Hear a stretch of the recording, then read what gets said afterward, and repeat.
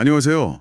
전기기능사 필기시험, 특히 독학으로 준비하시다 보면 이게 문제 하나하나 푸는 재미도 있지만 또 막힐 때는 엄청 답답하시죠? 네, 맞아요. 혼자 공부하면 그럴 때가 많죠. 그래서 오늘은 당신이 보내주신 자료, 그 네이버 블로그 전기기능사 AI 학습 노트에 있던 기출문제 있잖아요. 아, 네네. 봤습니다. 그 황산구리 CuSO4 용액에 구리판 넣고 전기 흘렸을 때 어떻게 되냐는 문제요. 이거 은근히 헷갈려 하시는 분들이 많더라고요. 맞습니다. 이게 전기화학의 정말 기본적인 내용인데 또 막상 문제로 보면 싶을 수 있거든요. 네, 그래서 오늘 저희 목표는 딱 이겁니다. 이 황산구리 전기분해 문제의 핵심 원리, 이걸 확실하게 당신 것으로 만들어서 비슷한 문제가 나오면 그냥 자신 있게 딱 풀 수 있도록 도와드리는 거예요. 좋습니다. 단순히 뭐 답만 외우는 게 아니라 왜 그런 답이 나오는지 그 과정을 이해하는 게 중요하죠. 오늘 그 왜를 확실히 파헤쳐 보겠습니다. 좋습니다. 그럼 바로 문제 상황으로 들어가 볼까요? 파란색 황산구리 용액이 담긴 비커 같은 게 있고요. 네, COSO4 수용액이죠. 거기에 이제 똑같이 생긴 구리판 두 개를 딱 담그고 하나는 전원에 플러스 극에, 다른 하나는 마이너스 극에 연결하는 거죠. 그렇죠. 그렇게 회로를 구성하는 겁니다. 자, 이 상태로 시간이 좀 지나면 이 구리판 두께가 어떻게 변하냐 이거잖아요. 보기 보니까. 1번 둘 다 얇아진다. 2번 둘 다 두꺼워진다. 3번은 양극은 얇아지고 음극은 두꺼워진다. 4번은 그 반대고요. 네, 맞아요. 이 네 가지 중에 고르는 거죠. 여기서 핵심은 역시 전기분해, 그리고 양극, 플러스, 그리고 음극, 마이너스에서 각각 무슨 일이 벌어지느냐 하는 거예요. 전원을 딱 연결하면 이제 전기가 흐르면서 화학 반응이 시작되는 거죠. 네, 블로그 자료에서 보니까 양극이랑 음극 변화가 다르다고 딱 짚어주더라고요. 그럼 어디부터 볼까요? 음극, 전자가 들어오는 쪽. 네, 음극, 마이너스부터 보죠. 음극은 전원으로부터 전자를 이렇게 막 공급받는 곳이잖아요. 네네. 용액 안에는 구리이온 Cu2+랑 황산이온 SO4 2-가 막 돌아다니고 있고요. 음. 물도 물론이고요. 아, 그 황산구리가 녹아서 이온 상태로 있는 거군요. 그렇죠. 근데 음극은 마이너스 전하를 띠니까 용액 속에 있는 양전하를 띤 구리이온 Cu2+가 이쪽으로 끌려오겠죠. 아, 플러스랑 마이너스니까 서로 당기는 힘. 그렇죠. 자석처럼요. 맞아요. 그렇게 음극 표면까지 온 구리이온 CO2+가 거기서 뭘 하냐면 뭘 하죠? 기다리고 있던 전자 E-를 딱 받아요. 아, 전자를 받아요. 네, 전자를 얻는 반응, 이걸 우리가 환원이라고 부르거든요. 화학식으로 쓰면 뭐 CO2 플러스 2E 2Cu 이렇게 되는 거죠. 아하. 그럼 이온이었던 구리가 전자를 만나서 다시 금속 구리 원자가 되는 거네요. 정확합니다. 그 금속 구리가 되어서 음극 구리판 표면에 차곡차곡 쌓이는 거예요.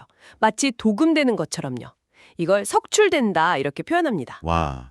그럼 구리가 계속 달라붙으니까 꼭 뭐 튀김옷 입히는 것처럼 음극 구리판은 점점 무거워지고 두꺼워지겠네요. 맞죠? 핵 속 구리이온이 소모되면서 구리판 질량이랑 두께가 같이 증가하는 거죠. 두꺼워지는 게 맞아요. 오케이. 음극은 확실히 알겠습니다. 두꺼워진다. 그럼 이제 반대쪽 플러스 극. 양극은 어떻게 되나요? 여기는 그럼 얇아지려나? 네, 예상에 맞습니다. 양극은 이제 전자를 내보내야 하는 쪽이잖아요. 그렇죠. 전원 쪽으로 전자를 보내야 하니까. 그럼 그 전자를 어디서 가져오느냐?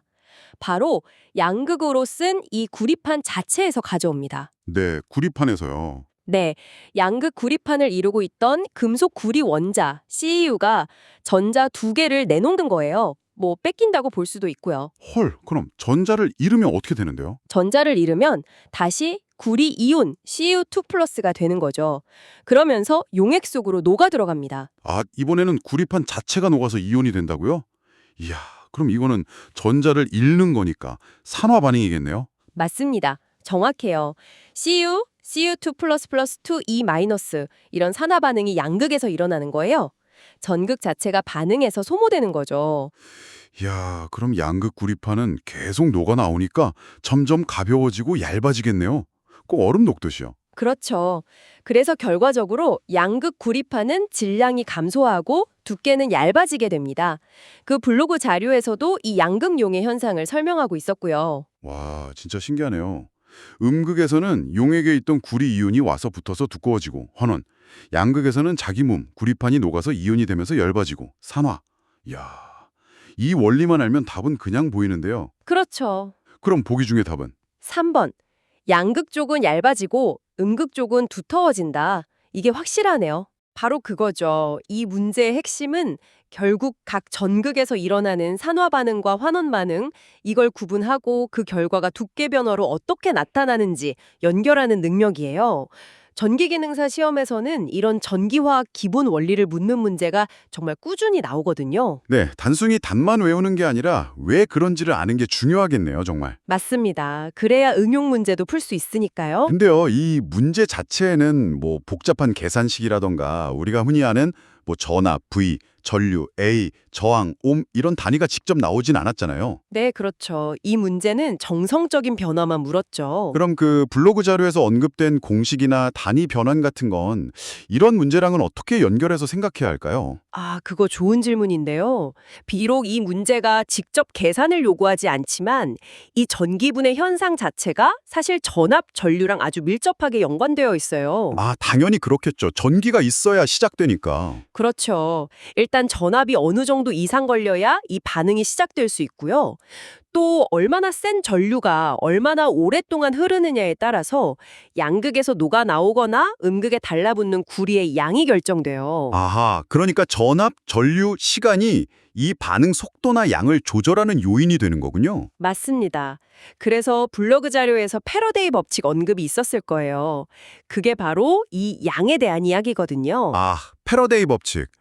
들어본 것 같아요. 그게 뭐였죠? 쉽게 말하면 흘려준 전기량, 그러니까 전하량, 쿨롱, C가 많을수록 전극에서 반응하는 물질의 양, 뭐 몰이나 질량, G도 많아진다는 거예요. 아, 전기를 많이 흘려주면 변화량도 커진다. 네. 그리고 그 전하량 Q는 전류 I, 암페어, 곱하기 시간 T 초로 계산하잖아요. Q는 IT. 네네. 그러니까 만약에 전류를 2배로 하거나 시간을 2배로 늘리면 음극에 쌓이는 구리양도 2배, 양극에서 녹는 구리양도 2배가 되는 거죠. 와, 그렇군요. 그럼 이 문제에서는 그냥 얇아진다, 두꺼워진다만 알면 됐지만 실제 시험에서는 전류 몇 암페어로 몇 시간 동안 흘렸을 때 구리가 몇 그램이나 석출될까요? 이런 계산 문제가 나올 수도 있겠네요. 바로 그겁니다. 그래서 블로그에서 패러데이 법칙을 언급한 건 그런 계산 문제까지 대비하라는 의미가 담겨 있다고 봐야죠.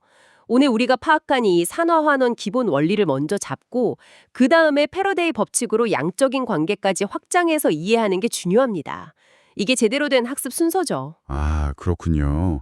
원리 이해하고 그 다음에 계산 연습. 알겠습니다. 근데 여기서 또 궁금한 게 생겼어요. 네, 뭐든지요. 이 문제는 양극, 음극 둘 다 구리판을 썼잖아요. 네, 그렇죠. 만약에요, 구리판 대신에 반응 잘 안 하는 다른 금속 있잖아요. 뭐 예를 들어 백금 같은 거. 그걸 전극으로 썼다면 어떻게 됐을까요? 용액은 똑같이 황산구리 용액이고요. 오, 아주 좋은 질문인데요. 비교해보면 확실히 이해가 깊어지죠. 만약에 백금 PT처럼 반응 잘 안 하는 우리가 비활성 전극이라고 부르는 걸 썼다면요. 음극 반응은 똑같았을 가능성이 높아요. 아, 음극은 똑같아요? 왜죠? 음극은 어차피 용액 속에 있는 구리이온 Cu2+가 와서 전자를 받는 거잖아요. 백금판 표면에서 그 반응이 그냥 일어나는 거죠. Cu2+, 플러스 E Cu. 그래서 음극인 백금판 위에는 구리가 계속 쌓여서 두꺼워질 거예요. 아하, 전극 자체는 반응 안 하고 그냥 장소만 제공하는 거군요. 음극에서는. 그렇죠. 그런데 양극 플러스는 달라요. 양극은 어떻게 다른데요? 백금은 구리처럼 쉽게 녹아 나오진 않을 것 같은데. 맞아요. 그게 핵심이에요. 백금은 워낙 안정적이라서 스스로 산화돼서 이온으로 녹으려고 하질 않아요. 그럼 누가 전자를 내놓죠? 양극은 전자를 내놔야 하잖아요. 그렇죠. 이때는 용액 속에 있는 다른 물질이 대신 산화됩니다.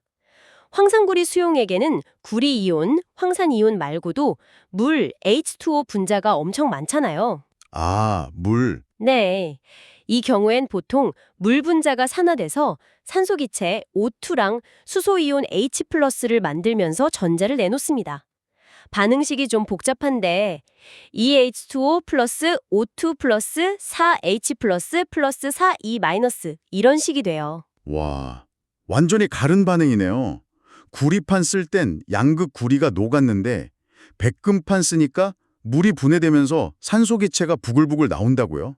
그럼 백금 양극은 얇아지지 않겠네요. 그렇죠. 백금 양극 자체는 그대로 있고 그 표면에서 물분해 반응만 일어나는 거죠. 이야, 이제 확실히 알겠어요. 왜 이 문제에서 굳이 구리 전극을 썼는지. 구리를 써야 양극은 녹아나오고 음극은 석출되는 그 전기도금이나 정년의 기본 원리를 딱 보여줄 수 있는 거군요. 정확합니다. 전극 물질이 반응에 직접 참여하는 활성 전극의 대표적인 예시를 보여주려고 한 거죠. 블로그 문제도 아마 그런 의도했을 거고요. 네, 그럼 진짜 마지막으로 오늘 배운 핵심 원리 제가 한번 정리해 볼게요. 틀리면 고쳐주세요. 네, 해보세요. 자, 황산구리 용액에 구리판 2개 넣고 전원 연결하면 플러스 극에 연결된 양극 구리판은 자기가 전자를 잃고 산화돼서 구리 이온으로 녹아나오니까 얇아지고, 맞죠? 맞습니다. 그리고 마이너스 극에 연결된 음극 구리판은 용액 속 구리 이온이 와서 전자를 얻고 환원돼서 금속 구리로 달라붙으니까 두꺼워진다. 완벽합니다. 산화는 전자 이름 양극, 용해, 환원은 전자 얻음, 음극 석출. 이 개념이랑 각 전극 현상을 딱 연결하는 게 중요해요. 네, 양극 플러스는 전자가 나가는 곳이니까 자기가 녹거나 산화, 다른 게 산화되고 음극 마이너스는 전자가 들어오는 곳이니까 용액 속 양이온이 와서 전자를 받아 석출된다. 환원. 이 흐름을 기억하면 될 것 같아요. 아주 좋습니다. 그 흐름만 기억하시면 유사한 문제 충분히 푸실 수 있을 거예요. 자, 오늘 저희가 이렇게 깊이 파헤쳐본 내용 최종 정리입니다. 당신이 보내주신 전기기능사 AI 학습 노트 블로그 문제. 핵심은 이거였죠. 구리전극, 황산구리 용액, 전기분해. 음극, 마이너스는 구리이온 환원, 구리석출, 두꺼워짐. 양극, 플러스는 구리금속 산화, 구리이온 용해, 얇아짐.